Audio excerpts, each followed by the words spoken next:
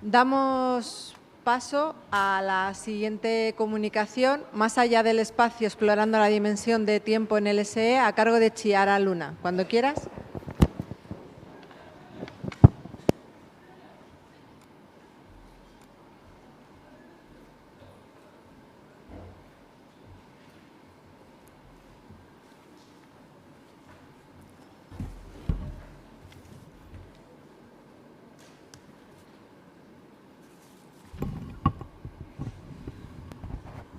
Buenos días a todos. Antes de empezar, quería agradecer al Centro de Normalización Lingüística y a UNED por la organización de este congreso. Mi nombre es Chiara Luna Rivolta y soy estudiante de doctorado en el Centro de Investigación BCBL en San Sebastián. Hoy voy a presentar un experimento de mi proyecto de doctorado sobre las bases neurales de la lengua de signos española. Este proyecto fue desarrollado con mis supervisores Brendan Costello y Manuel Carreras, que hoy no pudieron participar a este congreso. El objetivo principal de este experimento es investigar la estructura temporal de lengua de signos española y hacer una comparación con la estructura temporal de español hablado. Cuando hablamos de lengua de signos, una de las propiedades más importantes es el uso del espacio. La gramática, la sintaxis, la semántica son transmitidos por la posición y los movimientos de las manos, y en particular hay dos maneras de utilizar el espacio en lengua de signos. Los signos pueden representar la posición, los movimientos, las direcciones de objetos y personas en el mundo real, o otra posibilidad es que los signos tienen una representación espacial interna más abstracta que no tiene nada que ver con la representación en el espacio real. No obstante, la lengua de signos se desarrolla también en la dimensión temporal y muestra características bastante distintas de lenguas orales. En particular, un signo tiene una duración entre 350 y 450 milisegundos, mientras que la palabra tiene una duración de 200 milisegundos. Esta diferencia entre la duración se puede explicar por el tamaño de los efectores. Manos, brazos y tronco superior son más grandes y entonces necesitan más tiempo para moverse de tracto vocálico, lengua y labios. Además, muchos estudios sobre lenguas orales han definido como unidad mínima de procesamiento lingüístico, unidad temporal mínima de procesamiento lingüístico, la sílaba y el fonema. Y todavía en lengua de signos no sabemos si el signo o el movimiento u otra unidad tienen este papel. Entonces, las propiedades temporales de la lengua son muy importantes y, sobre todo, una propiedad, la ritmicidad y la periodicidad de la lengua, parece ser fundamental por el aprendizaje y la comprensión del lenguaje. Muchos estudios sobre lenguas orales han encontrado que cuando una persona escucha a alguien hablar, su cerebro divide la frase en escalas temporales diferentes que corresponden a diferentes unidades temporales como sílaba y fonema. Y además, en el cerebro hay poblaciones de neuronas que empiezan a oscilar a las frecuencias de estas escalas temporales. Ese proceso, a menudo definido como sincronización entre lenguaje y cerebro, es fundamental por la comprensión y de hecho no se encuentra cuando alguien escucha a una persona hablar en un idioma que no conoce. Un experimento muy común para investigar la estructura temporal del lenguaje oral habla de segmentos invertidos. Básicamente consiste en dividir la frase, la señal acústica, en segmentos de diferentes tamaños y girar la señal acústica dentro de cada segmento. La tarea de los participantes normalmente es de reproducir las frases distorsionadas, palabra cada palabra, de la mejor manera posible. Y el nivel de comprensión depende del tamaño de los segmentos. Con segmentos con tamaño más largos, el nivel de comprensión baja. Cuando el nivel de comprensión es menor del 50%, se dice que ese tamaño es la ventana de integración temporal, entonces una unidad de procesamiento mínimo del lenguaje.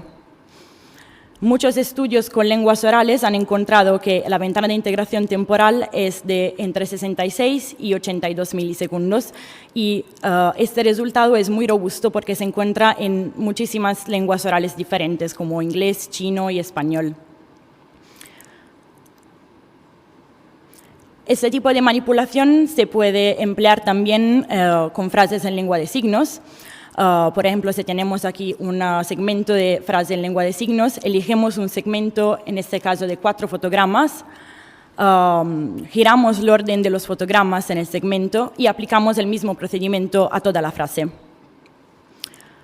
A nuestro entender, hay un solo experimento que ha intentado aplicar habla de segmentos invertidos con lengua de signos. Es un experimento estadounidense del 2011. La investigadora presentaba a sordos signantes frases distorsionadas en lengua de signos americana. Los participantes tenían que reproducir las frases signando de la mejor manera posible. En la imagen podéis ver los resultados de ese experimento. En el eje X hay los tamaños de inversión, desde 0, la frase original, hasta 1 segundo de inversión. En el eje Y hay el nivel de comprensión como proporción de signos correctamente reproducidos.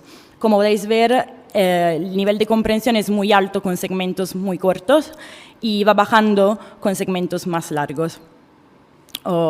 Fundamentalmente, la ventana de integración, el momento donde la comprensión baja, se encuentra a 267 milisegundos, una ventana de integración más larga de la que encontramos por lenguas orales. Este experimento es el único en su género y por esta razón tenemos que reproducir estos resultados y generalizarlos a otras lenguas de signos para comprobar su valor científico. Por esta razón, hemos decidido de investigar el LSE, la estructura temporal del LSE, con este tipo de manipulación. Nuestro experimento tiene 2 objetivos principales: investigar si efectivamente la estructura temporal es fundamental por la comprensión de todos los tipos de idiomas, ambos sordos y ambos orales y signados. Ya sabemos que es fundamental por lenguas orales, pero todavía no sabemos si los resultados que se han encontrado se deben a una propiedad del lenguaje o a una propiedad de la modalidad acústica. Además, queremos comparar la estructura temporal de LSE y español hablado, por ejemplo, el tamaño de las ventanas de integración temporal, porque aunque haya el mismo mecanismo a la base del procesamiento temporal del lenguaje, es muy probable que en las 2 modalidades hay propiedades específicas muy diferentes. En nuestro experimento evaluaremos 25 bilingües bimodales. Vamos a presentar 60 frases en cada idioma, 60 en LSE y 60 en español hablado. Todas estas frases son gramaticalmente y sintácticamente correctas, pero no tienen algún sentido semántico. Entonces, las palabras son combinadas juntas sin sentido. Por ejemplo, la habitación alegre arregla la duda sana. La manipulación que vamos a emplear es la misma que ya he explicado, entonces dividir las frases en trozos, en segmentos y girar la señal entre cada segmento.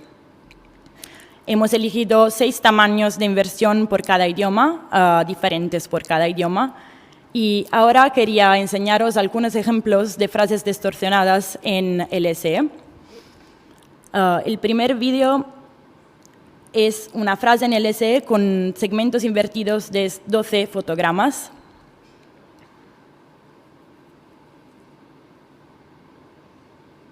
Como podéis ver, es básicamente imposible entender el contenido semántico de la frase.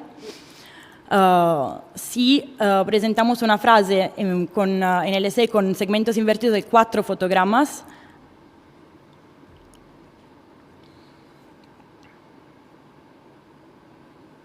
es más fácil entender algunos signos y parte de las frases. Y esa es la frase original.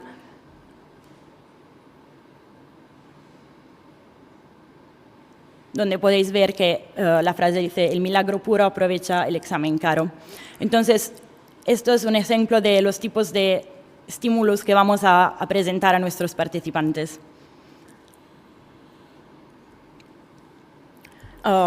Durante el experimento, las frases se presentarán en modalidad visual por LSE o acústica por español hablado y al término de cada presentación el participante puede decidir si ver o escuchar la frase otra vez hasta 4 veces o responder La tarea es reproducir la frase en la misma modalidad de presentación, entonces signando o hablando, y el nivel de comprensión es calculado como el número de signos o palabras correctamente reproducidos en el orden correcto.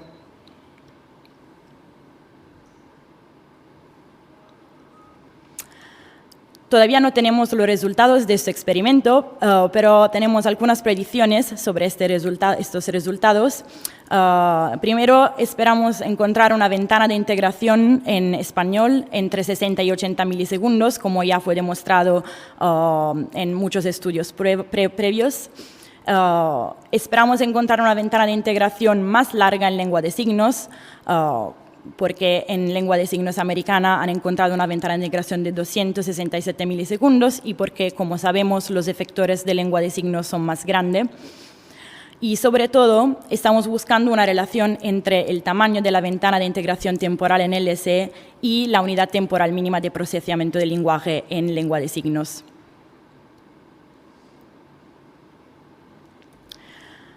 Para terminar, ¿por qué estamos tan interesados a estudiar la estructura temporal de lengua de signos española? Primero, porque este experimento nos ayudará a entender cómo sordos signantes y oyentes signantes perciben la lengua de signos y para investigar cómo la modalidad influye en la estructura temporal en la comprensión del lenguaje. Y porque en un futuro tenemos el plan de investigar cómo el cerebro de una persona signante se sincroniza con los signos que ve. Entonces, investigar este mecanismo de sincronización entre cerebro y lenguaje con lengua de signos. Vale, mi comunicación ha terminado. Quería agradecer a Manuel Carreras y Brandon Costello y a vosotros por vuestra atención. Gracias.